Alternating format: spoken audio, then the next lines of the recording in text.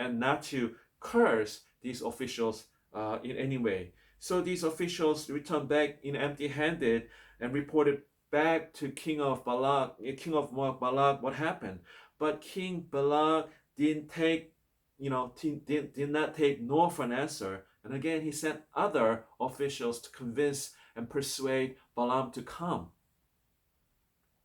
And this time, when Balaam was told that King Balak was ready to make an offer he cannot refuse, instead of sending these people back right away, he said, stay overnight and let me talk to my God.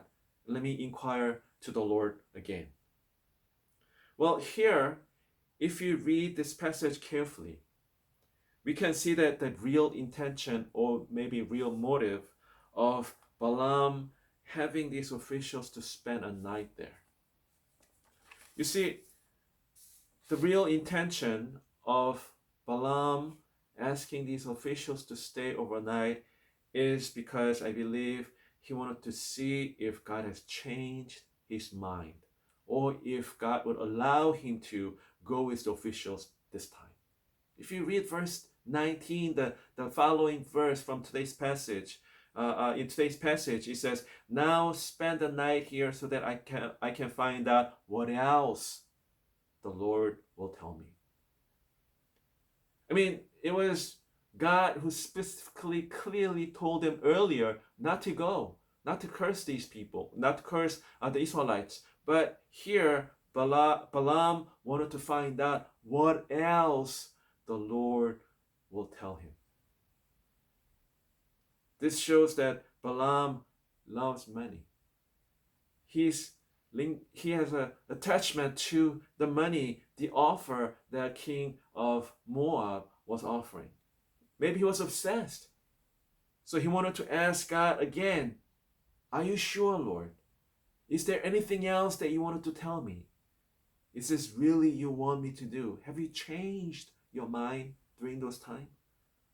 I mean, even though there was a specific command, from God earlier and told him not to go with these officials, not to curse the Israelites, but he wanted to ask again, are you sure if this is what you want?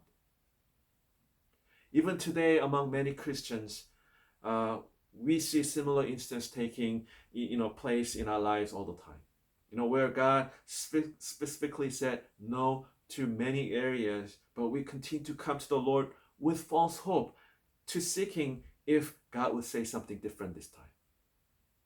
I mean, it happened to me back in the year 2002 when I was offered with a job to come to Korea. I struggled with God for 3 months, although He has given me an answer with saying no, and then with a heavy heart, a burden in my heart, but I continued to struggle. Are you sure, Lord, if this is what you wanted? And then finally, when I gave up, God just gave me peace. See, many of today's Christians, they seek something different than what God already has spoken, simply because His answer wasn't what you're expecting to hear from Him. So oftentimes we ask God, is there anything else that you want me to, you want to say to me? Are you sure if this is what you want from me? Right?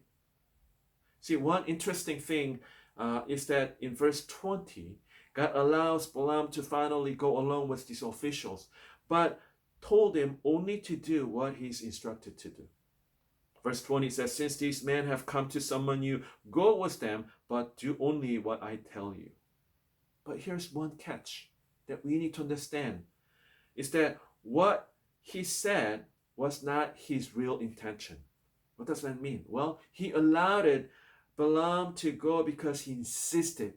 He's like, I want to go because this is large sum of money he's offering. Lord, I really want to go. Can I go? Please, is there anything else that you want me to do? I want to go. He was just asking for it.